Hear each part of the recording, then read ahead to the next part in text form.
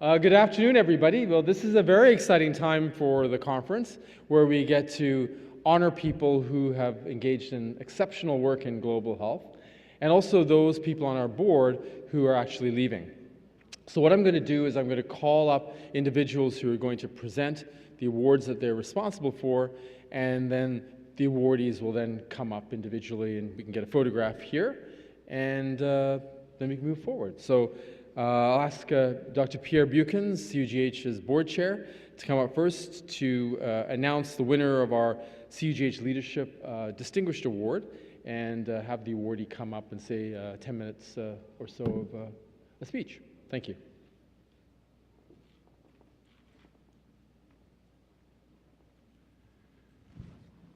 Thank you, Keith. Well, it's my distinguished pleasure and honor to present the winner of the Distinguished Leadership Award, and the winner is Dr. Mike Merson. And I will tell you a little bit about Mike. You know him very well. Mike is the Wolfgang Joklik Professor of Global Health and Vice President and Vice Provost for Global Affairs at Duke University. He was the founding director of the Duke Global Health Institute from 2006 to 2017, a very successful global health institute which has been a leading team in the field for all of us. And he was Vice Chancellor for the CUGH-National University of Singapore Affairs from 2010 to 2016. Prior to being at Duke, he was at Yale. He was Dean of the School of Public Health, and as a Dean, I really appreciate all the advices he gave me when I became Dean at Tulane. Thank you, Mike. You were always a role model for me, and you still are. You were also the director of the Center for Interdisciplinary Research on AIDS at Yale, and before that, you were at WHO. You first were the director of the Diarrheal Disease Control Program, and then the director of the Global Program on AIDS, which really led the global response on AIDS around the world. I'm sad that Peter Piot is not here, because I like really what he's saying in his book about you. I think it's very true. You have published a lot of articles and books. You receive honorary degrees, and you're a member of the National Academy of Medicine. So it's my really distinct pleasure, Mike, to present you this award.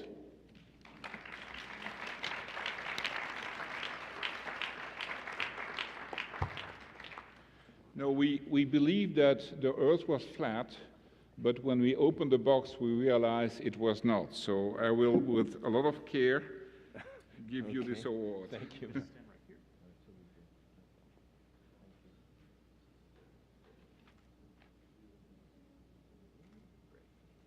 Congratulations. Thank you. Have to be very careful. This is too fragile. I will take it back. Mike? Thank you. So thank you so much, Pierre. I was told I had a few minutes to speak, and I just really want to say three things. First, it's a great honor to be recognized by your peers and colleagues, so I thank CUGH so much for this award. And I tried to see all the others who had received before me, all outstanding leaders. I just want to recognize Tom Hall, who was one of the earlier recent recipients who passed away recently. I will say there was no one more dedicated to global health education than Tom, than anyone I ever met. It was always a challenge to work with him, but he was a great leader.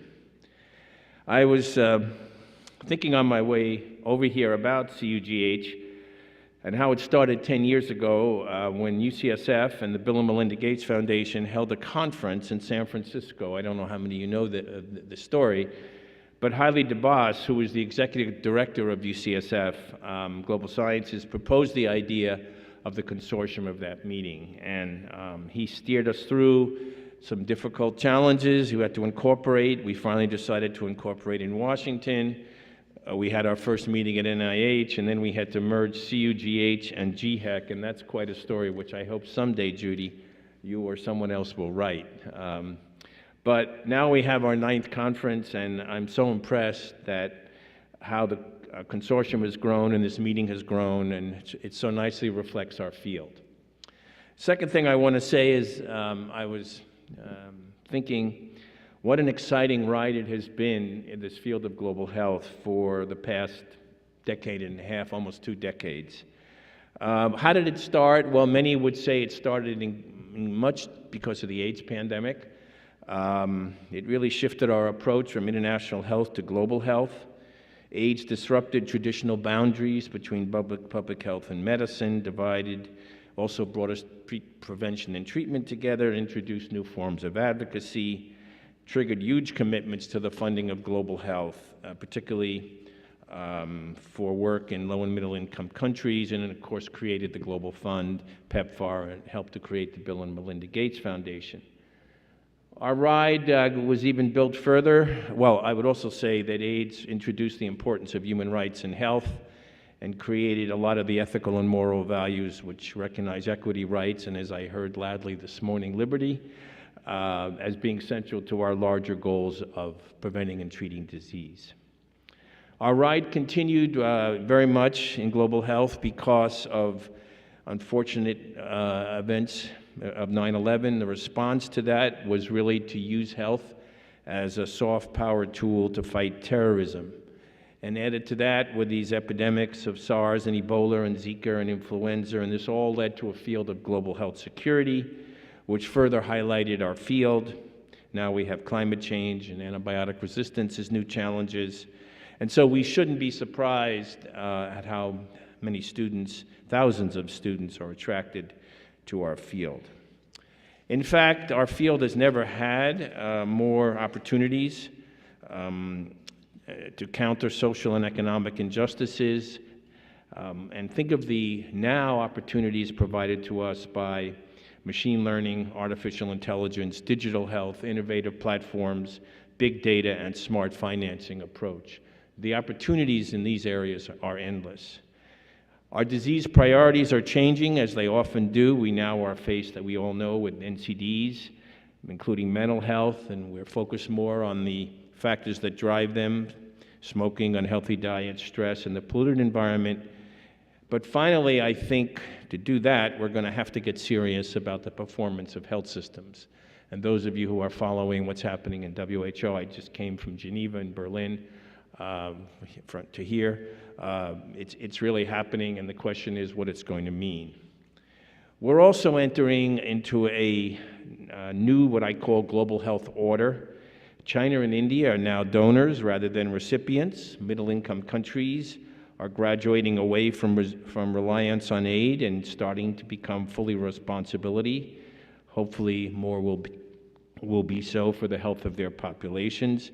And the private and public sectors are now beginning to find more ways to collaborate. So that's a wonderful story, and I'm happy to make that my second point. But the truth is, and this is my last point, that we now face, I think, for the first time in global health, real threats to our field. I mean, many of you know, of course, about the President's 2018 budget, the effort to eliminate Fogarty, et cetera. This didn't materialize. Same kind of proposals are coming again from the President's budget. So we are facing, in this country, a rise in populism, but having just been in Europe, almost every European country is facing it. You see it in India. You see it in more and more countries of the world. This rise in what I say is populism. I mean, in Berlin, the Germans had to hold up more than 6 months forming a government to deal with some of the forces there from the right. Now, what is worth thinking about for all of us is that these populists vote as they do because they face disparities in income and jobs. They feel the kind of disparities that we in health, in global health, care so much about. So the populist and nationalist movement is really there because of disparities, and that is our field, dealing with disparities in health. But the truth is, we have in many ways reached a crossroads in global politics and a crisis in liberalism that is threatening our existing institutions and our decades of cooperation and independence in global health and in other areas. So I close by asking us all to think about what this means for us and what this means for future leaders. And I have 5 quick things. We need to be better advocates. We again need to remind people, as we did 15 years ago, 10 years ago, policymakers, media, university leaders, students, why global health is important for health, for development, for security, and for humanity.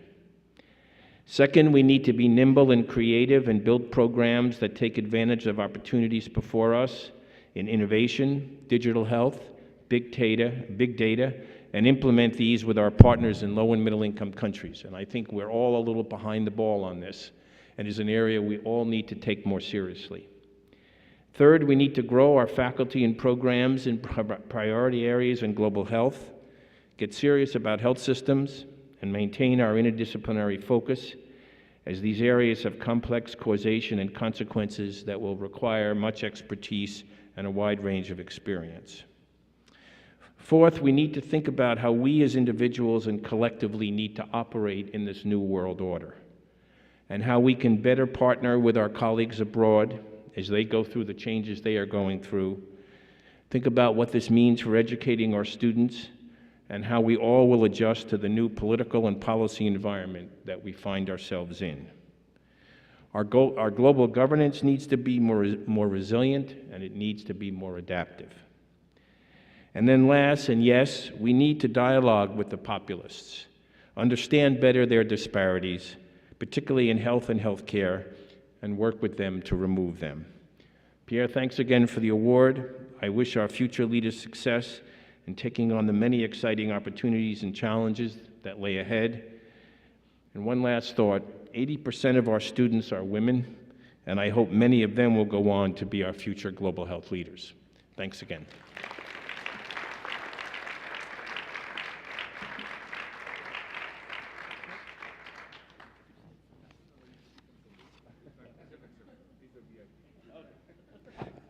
Congratulations, Mike, well deserved. The next award is going to be presented by Dr. Richard Deckelbaum, one of the chairs of this conference, who is presenting for Dr. Anvar-Velji, who unfortunately could not be here today. So much thanks to Dr. Velji and Parvi Velji for their enduring support for this award. Richard. Well, thank you, Keith, and I'm privileged to be able to present the Velji Awards, who were provided by a generous gift of Anvar and Parvi Velji. And Anvar and Parvi were instrumental in starting the movements for global health in the United States through GHEC, which later joined together with CUGH, where we are now. The awards are for Global Health Excellence in 2018. We have 4 awards, and the first award is the Velji Young African Leader Award. The recipient is Amara Francis Chizoba. By the way, I may have some difficulty pronouncing some of the names, but I give each of the awardees the opportunity to say Deckelbaum in 3 different ways.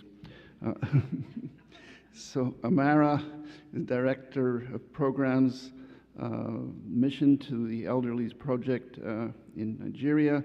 She's recognized for her pioneering work for the care of the elderly by founding the Mission to the Elderly Project, an organization that provides health care for the underserved aging population in Africa.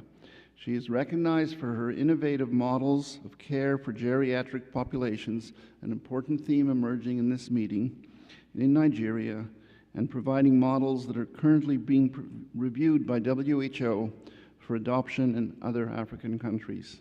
Amara.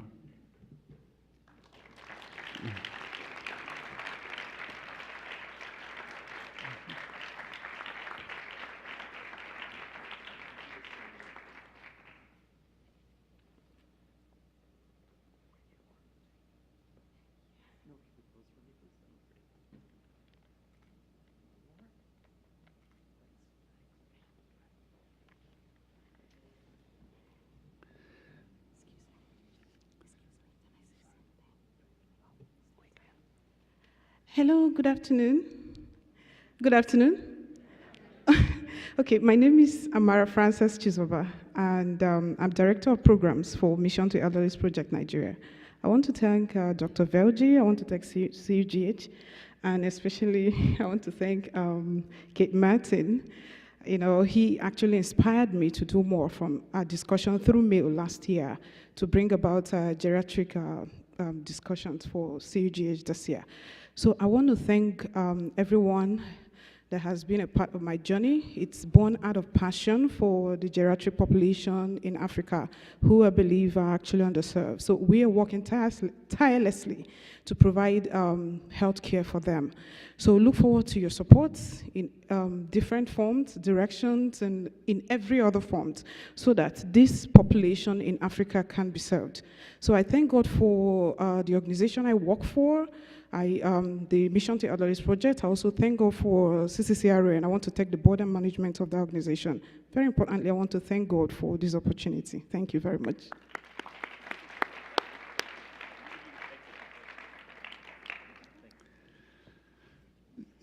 A student or a trainee is awarded annually the CUGH-Velji Emerging Leader in Global Health Innovation. And Mercy Nyamewaa Asiedu is a fourth-year doctoral student in biomedical engineering at Duke University. Mercy is being recognized for her work in medical device development, such as a low-cost, speculum-free colposcope for screening for cervical cancer and developing algorithms for computer-aided diagnosis of cervical pre-cancer screening. Mercy.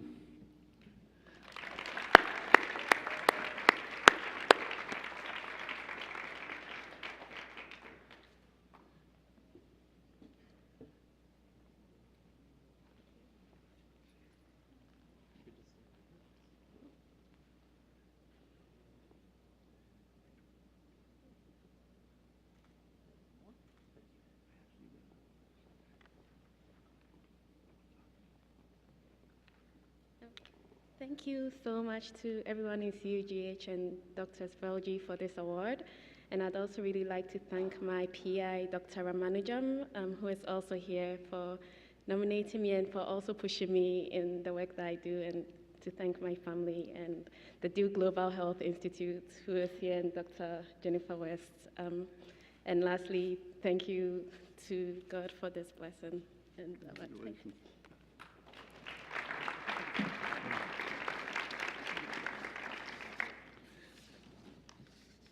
And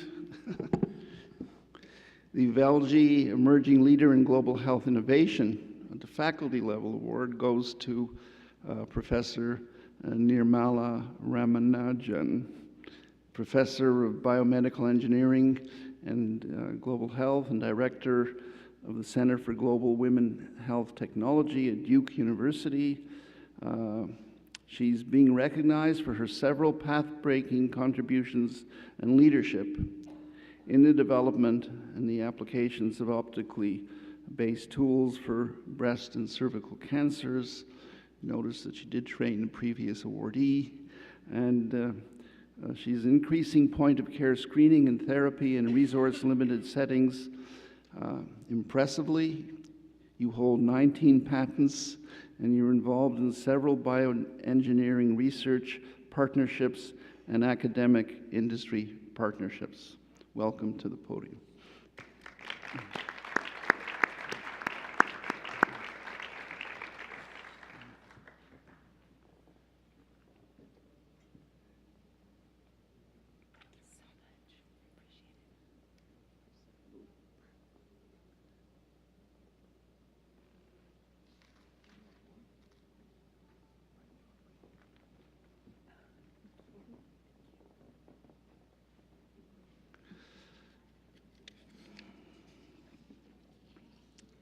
The CUGH-Velji Global Health Education Award goes to Dr. Chiraditso Ellen Ndlubu, Deputy Dean, Associate Professor of Medicine, the University of Zimbabwe of Health Sciences, and Director of the Global Health Program at the University of Vermont. She's being recognized for many contributions to serving the underserved in Zimbabwe and to the field of global health education, along with research in HIV/AIDS. She has been a key player in advocacy for the Essential Medicine Program and has chaired the National Medicine and Therapeutics Policy Advisory Committee since 2000. She has established many exemplary educational partnerships between the Global North and the Global South. Her international partners have benefited greatly from her leadership, knowledge, and generosity. And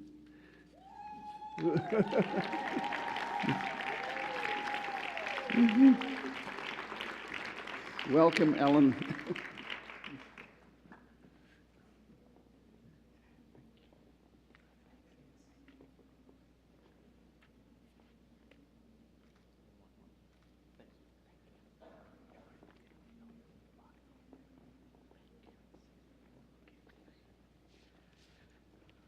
Well, thank you very much to CUGH, and I'd like to thank my partners at the University of Vermont, Liner College of Health Sciences, because without their support, I'm sure I would not be getting this recognition. I'd like to thank also some of the people in the audience here, mainly the Zimbabwean students who are studying here in the US, who have sort of approached me, and I hope you will come home at some point and help us to continue with these global health activities. Thank you very much. Congratulations to all the CUGH-Velji awardees.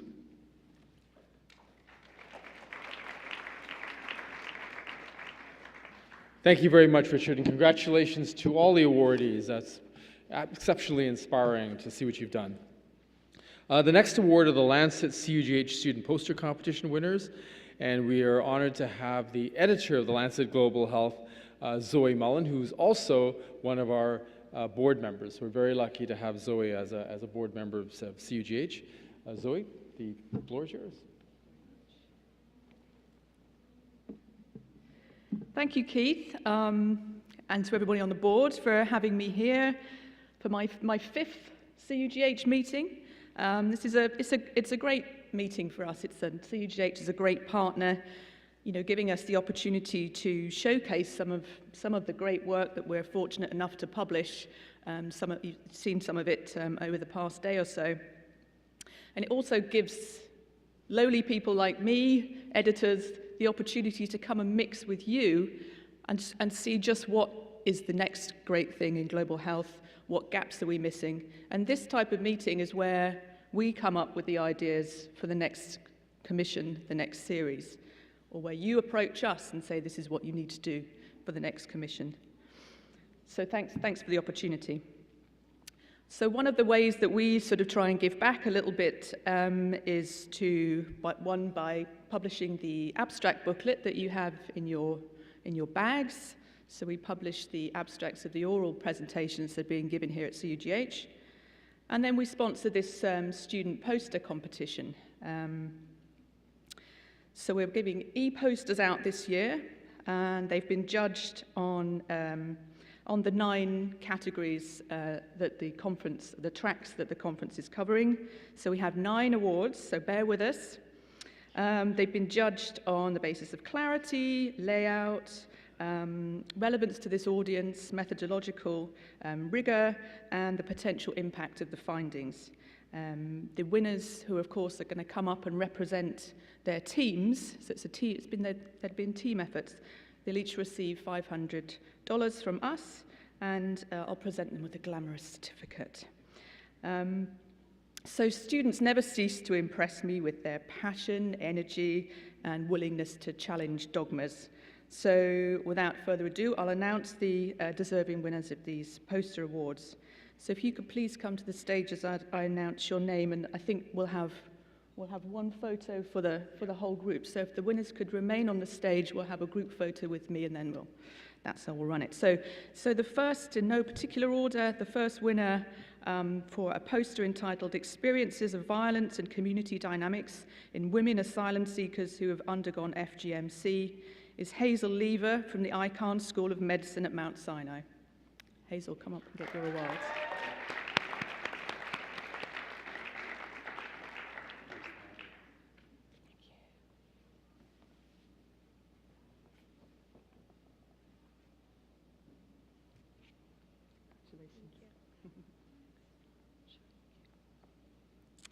The second award for the poster entitled Prisoners as Drivers of Tuberculosis Transmission in a Brazilian Community, Mathematical Modeling of Control Strategies, goes to Tarub Mabud from Stanford University.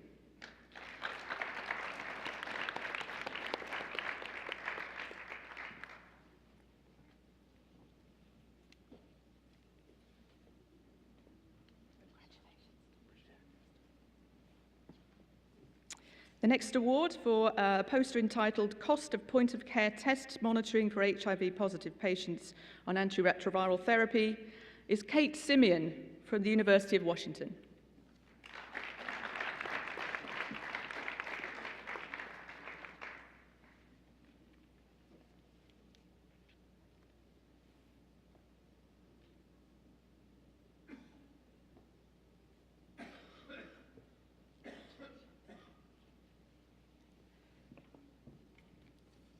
The next award for a poster entitled Practices, Training and Perspectives of Traditional Bone Setters in Northern Tanzania is Elizabeth Card from the University of Pennsylvania.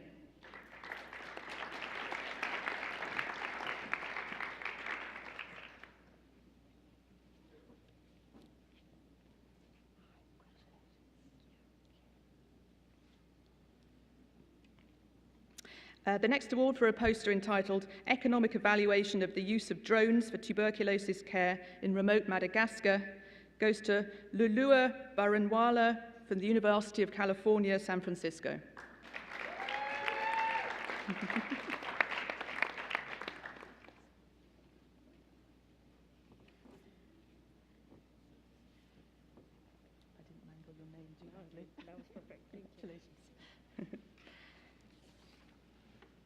The next award for a poster entitled Cervical Cancer Screening in Rural Tanzania, a Capacity Building Project, goes to Alexandra Miller from the University of Vermont.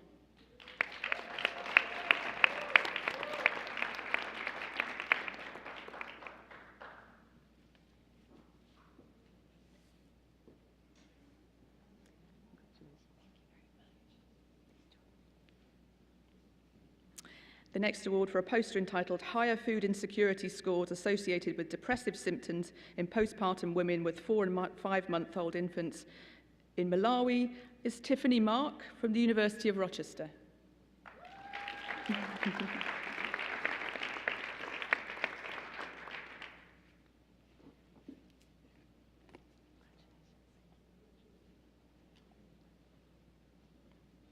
The next award for a poster entitled Collaborative Filmmaking in Public Health Research, Findings from Piloting the Method to Explore Traditional Menstrual Practices in Far West Nepal goes to Sarah Bauman from the University of Pittsburgh.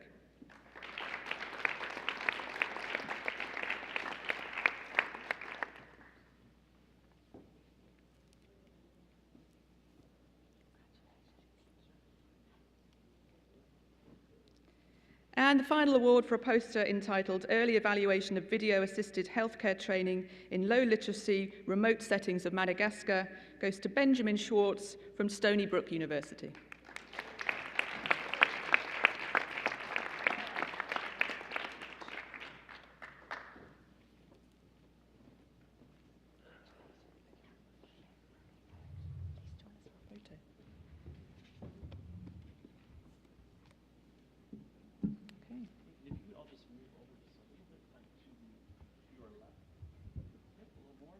Can I get in the middle? Yes. Can I both in? And if you could just scrunch a little more together. Very good. Thank you. Maybe just a couple to get that shot. Thank you. Thank you very much.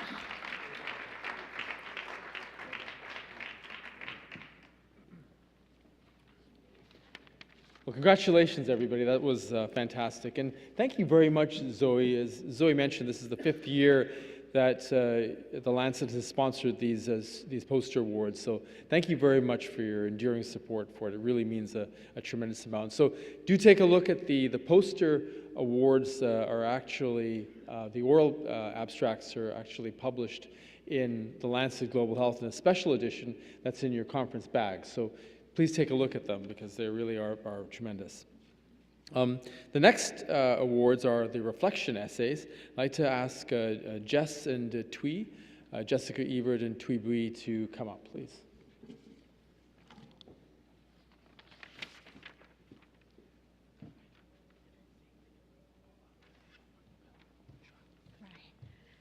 Hi, I hope you will all join us for the essay reading session at 4:30 this afternoon. So I'm going to call the name of each of our recipients on stage, and then we're going to have a group pictures like last time, okay? The first one is to Parimala Mohanty.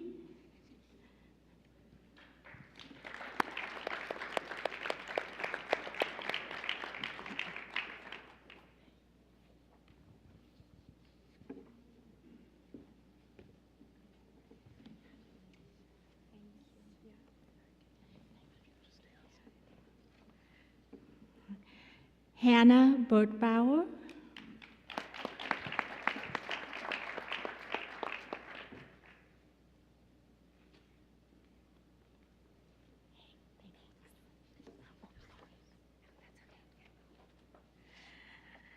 Aparna Ramanathan.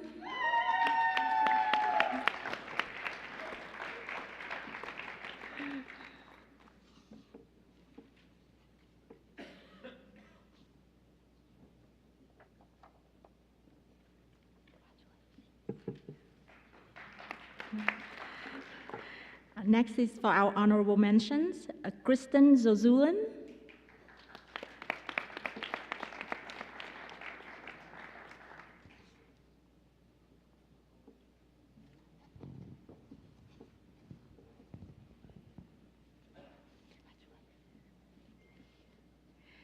William Kromke.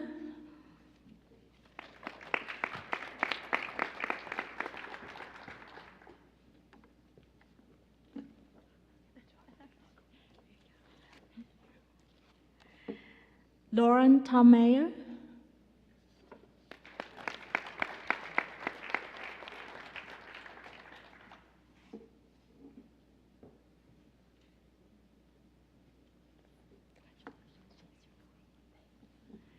Jeffrey Walden.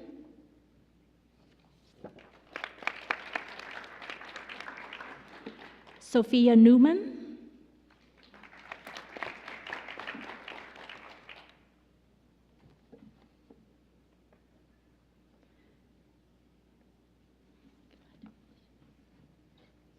And last but not least, Joyce Liu.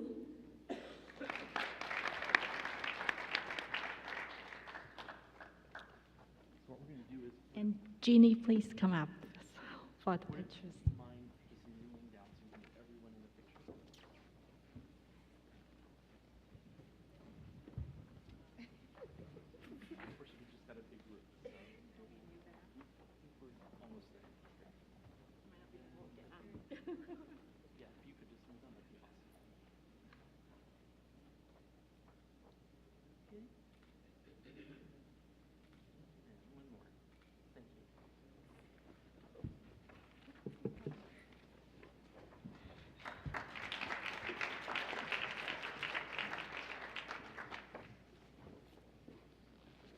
Thank you, Thuy and Jess, for your enduring support. I think it's been at least 6 years since the reflection essay competition has taken place.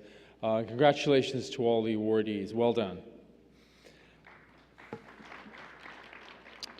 Our next competition will be, the awards will be presented by Dr. Rebecca Kaplan from the Pulitzer Center for Crisis Reporting. Rebecca, please come to the stage. And by the way, Rebecca's and the Pulitzer Center has been a great supporter of CUGH. Do make sure that you go to the communications workshop that they're running at the end of the conference. It's free to attend, but it is fantastic because they bring in scientists and journalists to teach us how to be better communicators. Rebecca, please. Thank you. Good afternoon, everyone. Thank you so much, Keith, and for everyone here at the consortium.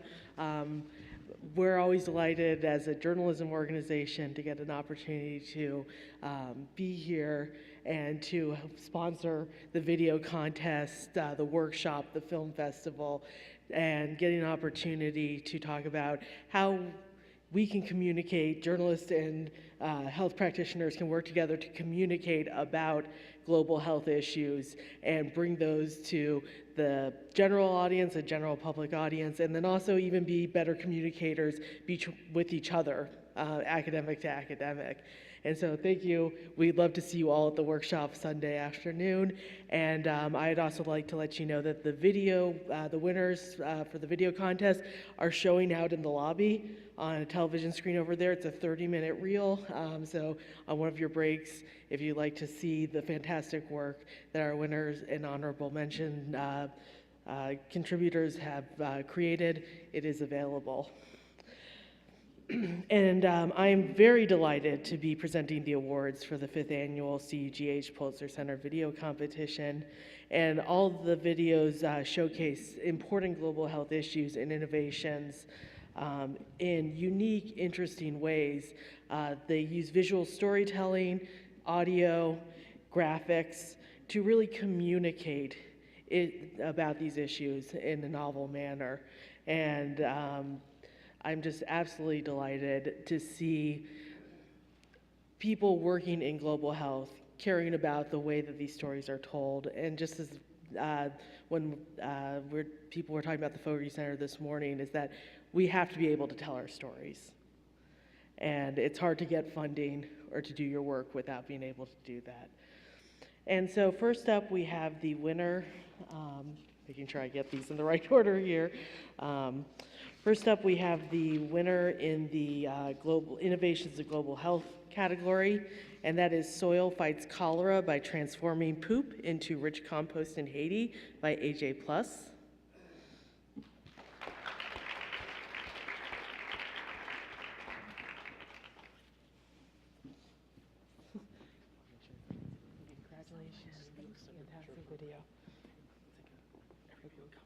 Okay.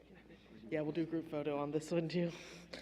And next up, we have our honorable mention in the innovations category, Basanti's Story, Improving Nutrition Through Community, Adam Boer, Digital Development Communications, and John Nicholson, John Snow Inc.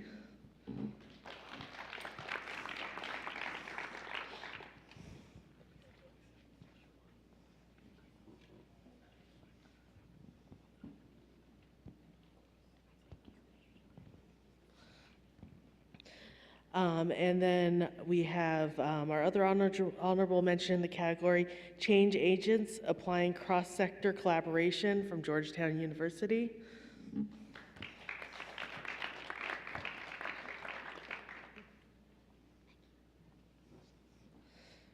And then our other category for the film contest is in global health advocacy, and the winner is Community Health Policy Matters, JSI Research and Trainee Institute.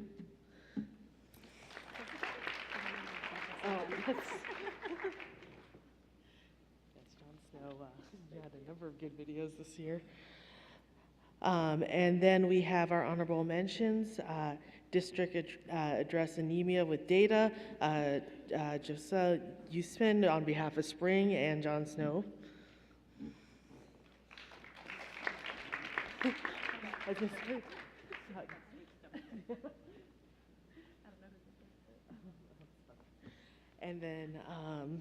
And then we also have our other honorable mention, World Vision Kenya, Healthy Spacing and Timing of Pregnancies, World Vision Kenya.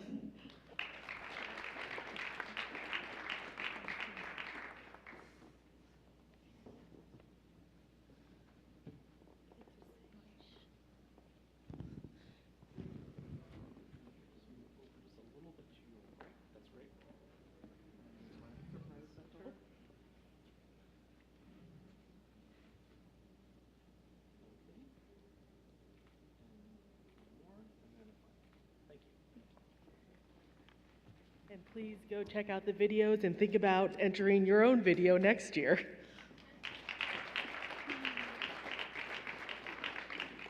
Thank you, Rebecca, and congratulations to all the awardees.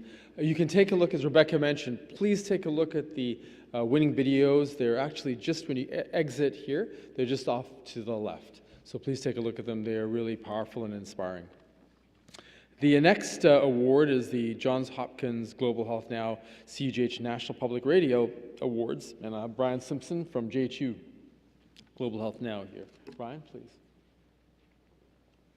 Thank you, Keith. And if you don't know Global Health Now, we're a daily email and news website of the most important news of the day in global health, so please check us out at globalhealthnow.org. We first partnered with CUGH in 2015 on the Untold Stories in Global Health contest, because like you, we know there are so many important issues that are not covered in the media. So each year we get more than 200 nominations for issues to cover, and we commit to sending a journalist internationally to cover a story wherever that is. For our first Untold Story, we sent journalist Amy Maxman to Sudan to cover the flesh-eating, bone-destroying disease mycetoma. And in 2016, our colleagues at NPR's global health blog, Goats and Soda, joined us. So each year we now publish 2 stories on important but neglected global health stories. This year's winners are Chris Bombardier with Save One Life. Chris nominated hemophilia in the developing world. The genetic bleeding disorder affects 400,000 people worldwide, but unfortunately 75% of the medication available worldwide is consumed by just 25% of affected individuals. An important fact that resonates with the health disparities theme for this year's conference. Without proper treatment, people with hemophilia live in constant pain and struggle to live past their teens. Unfortunately, Chris is not here to join us today, but you should know that Chris was the first person with hemophilia to summit Mount Everest. And our second winner is Athena Madden. Athena is an assistant professor at Royal Roads University, and she nominated the issue of children in Colombia who have been recruited for cocaine production, and they manually mix and filter cocaine through straws in their mouth, exposing them to excess gas, cement, and caustic soda mixed with the cocoa leaves. It leaves them sick and also easy targets for police, and if they are arrested and convicted, they are stripped of their health entitlements, leaving one survivor to tell her that we are, quote, "we are disposable bags of trash."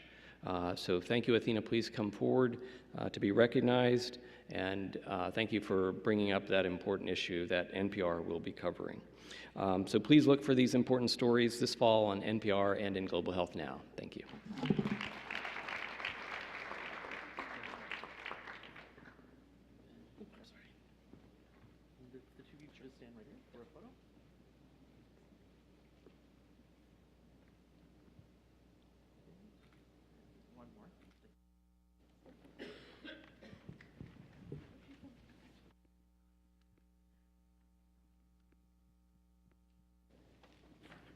So,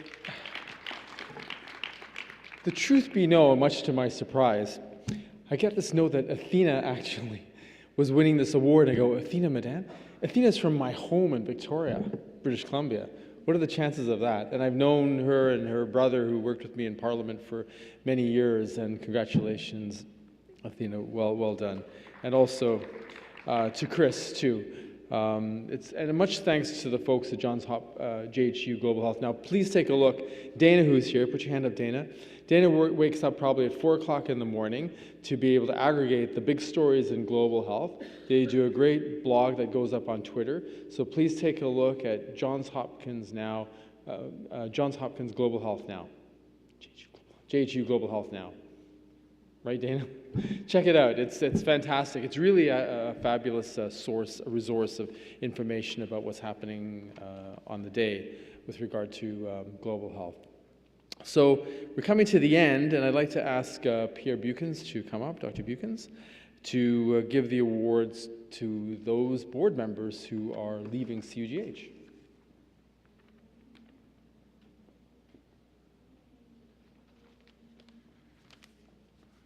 Thank you, Keith. I think the selection criterion here is that they're all my friends, so I'm giving awards to my friends. And I will ask them to come here and then to stay on the stage for a group picture. And we are recognizing the outgoing board members from CUGH, and they have been doing really a superb job. So the first one is Tim Brewer. Tim? Tim has been chair of the board, so a special recognition to him.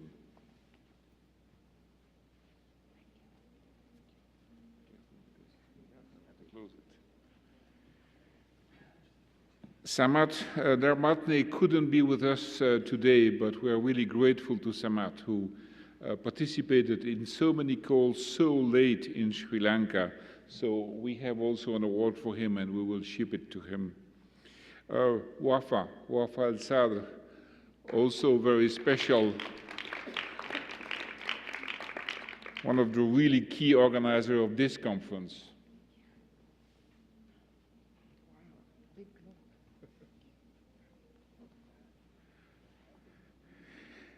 Liz Grant from Edinburgh, who really did a superb job and still and will continue to do a superb job with the research committee. She also helped us to globalize global health and CUGH. Thank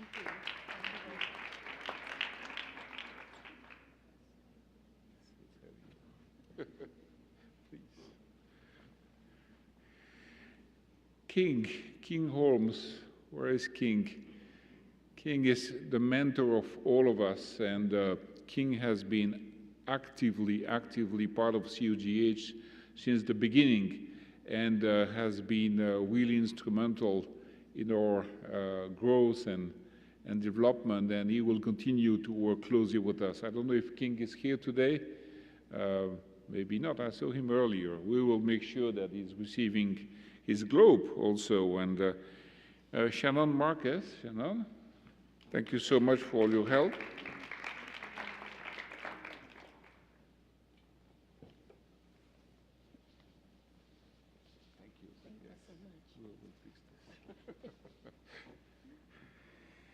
And Judy Wasserite, who also played a fantastic key role as chair of the board and did so much and will continue to do a lot for CUGH.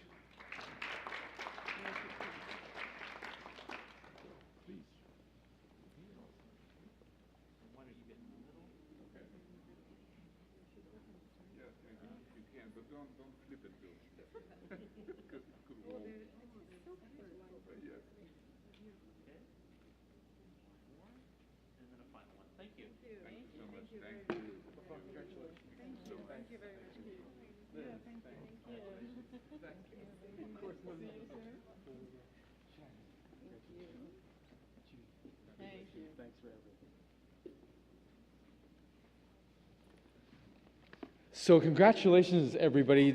These folks have actually done an extraordinary amount of work for CUGH. So we have one last award, and I'm going to ask Dr. Ann Kurth to come up. She's our incoming board chair to present the last award. Ann? Thanks, Keith.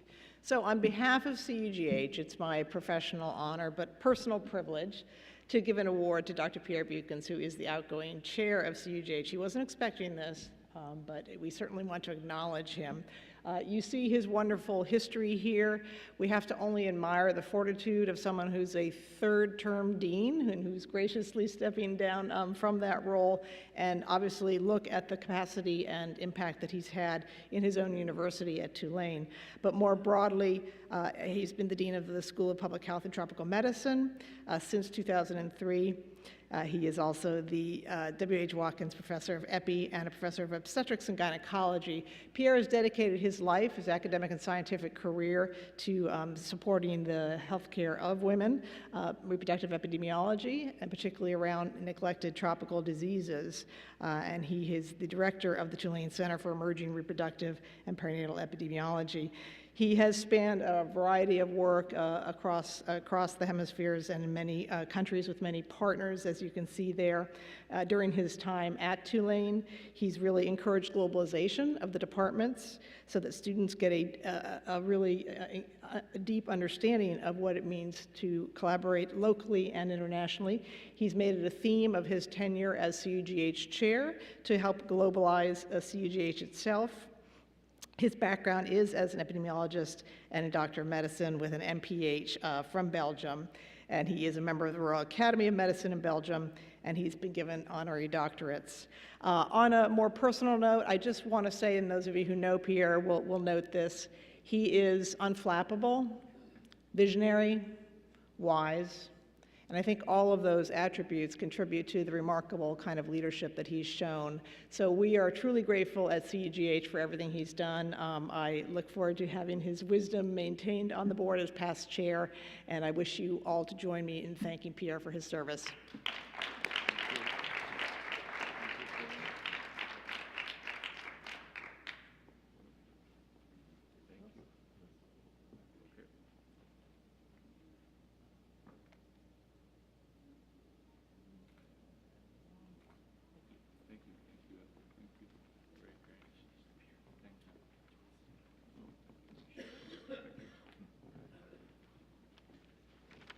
Thank you, Anne. And on a personal note, Pierre, just on behalf of all of us at the Secretariat, thank you for being such a wonderful leader and chair of CUGH. It's been a pleasure to work with you over the last 2 years in this position. And as Pierre said, look at the growth in the organization under my leadership.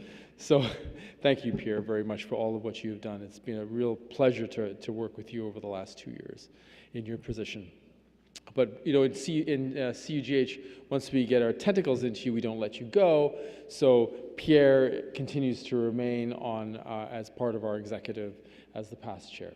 So Pierre, thank you. Absolutely.